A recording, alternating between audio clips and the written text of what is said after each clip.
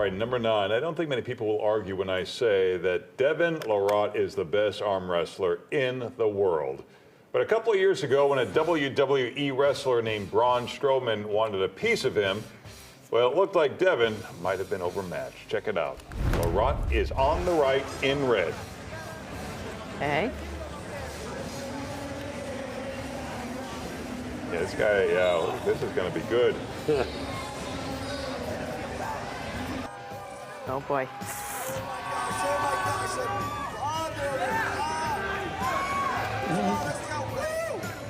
Uh-oh.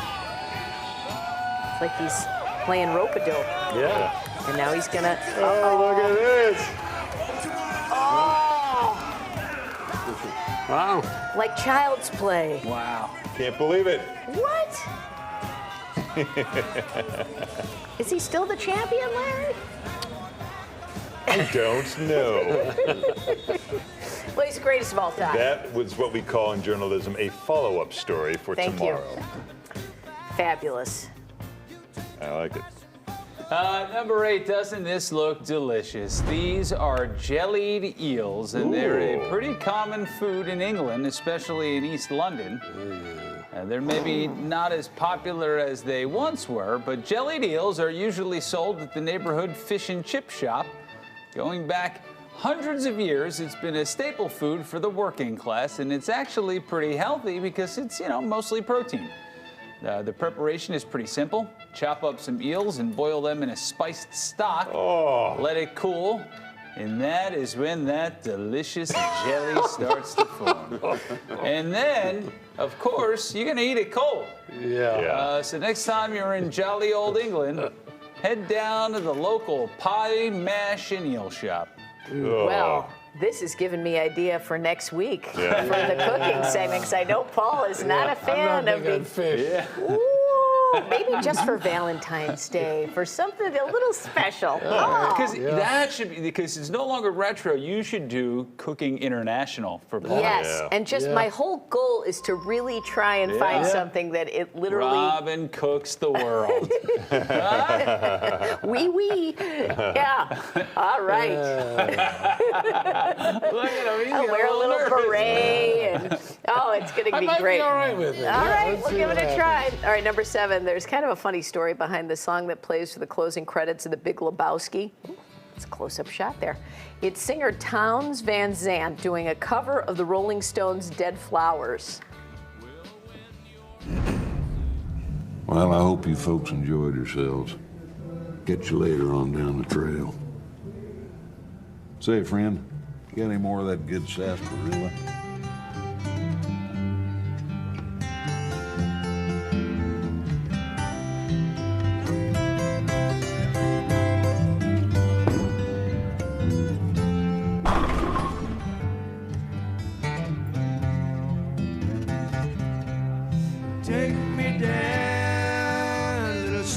All right, so while they were finishing this film in 1998, the Coen brothers, who did the movie, got in touch with the Rolling Stones manager, Alan Klein, who handled the music licensing. Klein put the price for Dead Flowers to use it at $150,000. They said, okay, we'll pay it. They got the paperwork underway. In the meantime, Klein, the Rolling Stones manager, got to see a cut of the film and was delighted when he heard the dude say this line, "I hate the freaking Eagles, man." Turns out Klein hated the Eagles too. And so he called the music supervisor for the movie and canceled the fee and let him use it for free. That's great. All right, number 6, the feast day for St. Bridget was February 1st, so it's a good time to learn about Bridget's cloak. Way back in the 400s, Bridget's was just a regular girl in Ireland looking for a place to start a monastery, and she asked some ancient Irish king to give her some land. There was plenty of land to go around, but he refused. So she said, just give me enough land to lay my cloak.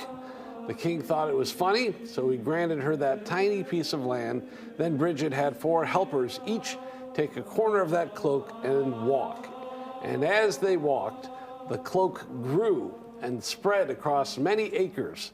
A miracle now for some people who are still into it. There's a tradition for Bridget's cloak in which people lay one out overnight, on her feast day, and the cloak will be blessed by the Bridget and the morning dew, and it will protect you throughout the year. And it's all true, right, Larry? Oh, that's Say science. it was a miracle. Yeah. Number 5, the longest, happiest marriages have 5 traits in common. We'll share one each day this week. So a psychotherapist did research on happy couples who have stuck it out over a long time and get along well. This trait is really interesting. It's about couples that turn toward one another. This is about physically turning toward your spouse when you're chatting or interacting. A study recorded newlyweds and then met up with them 6 years later. They found that the couples that were still happy turned toward each other as newlyweds, and later, 86% of the time. The couples that divorced only turned to one another about 33% of the time. It's like a subtle sign or clue indicator. that things are going down. that's Well, that's just interesting. now. Oh. Makes you want to Makes you keep an eye think. on things. Yeah. Just keep an eye on your partner when they're talking to you like, what, Larry? All right, number 4, here's a cool thing that serves a dual purpose. It has books so people will think you can read, and it hides stuff.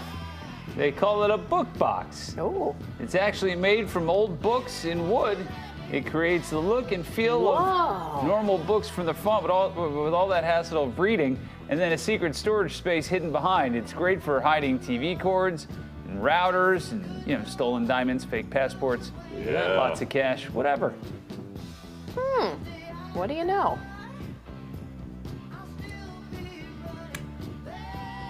Look at that. All right. Number 3, dude. It's a Gen X term, but it wasn't always. It's way older than that.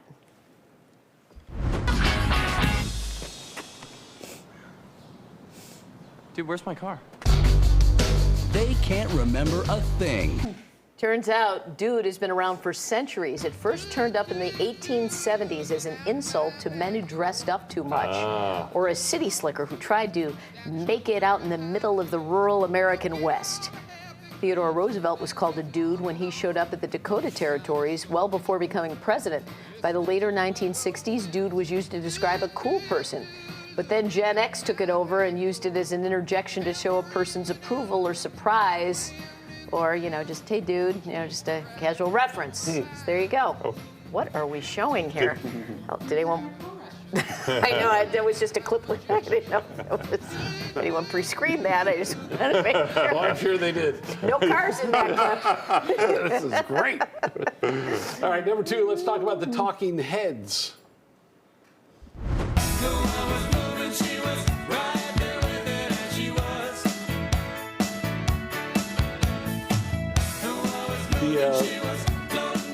The legendary band came together in 1975. They split up in 1991. All these years later, they have no desires to reunite. They reportedly turned down an $80 million offer from Live Nation to do a reunion tour, but they declined. They did come together to do a Q&A session with filmmaker Spike Lee. At the time, several band members expressed an appreciation for one another, but admitted to never having any close personal bond.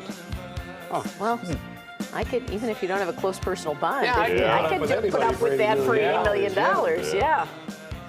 All right, number 1, so the great Carl Weathers died at 76 last week. We're going to show you a great Carl Weathers clip from the show Arrested Development in just a second. But first, a little backstory from the show's creator, Mitch Hurwitz, about how Weathers' role came about. Hurwitz says he always got a kick out of this training montage from Rocky III with Rocky and Apollo Creed on a beach.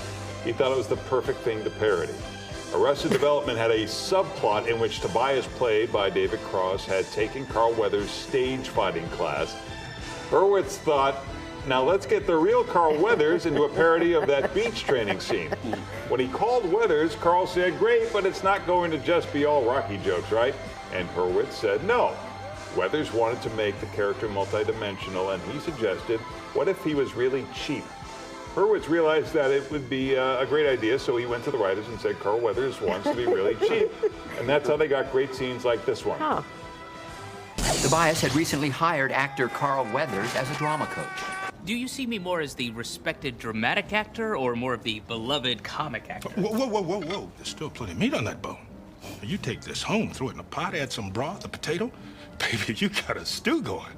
Yes, that's fine. But I would like to focus on my acting, Mr. Weathers. I did give you my last $1,100. Let me tell you a little story about acting. I was doing the Showtime movie Hot Ice with Ann Archer. Never once touched my per diem. I go to craft service, get some raw veggies, bacon, cup of soup. Maybe I had a stew going. I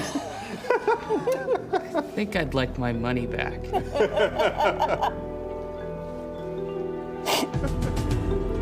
That's the 9 and 9.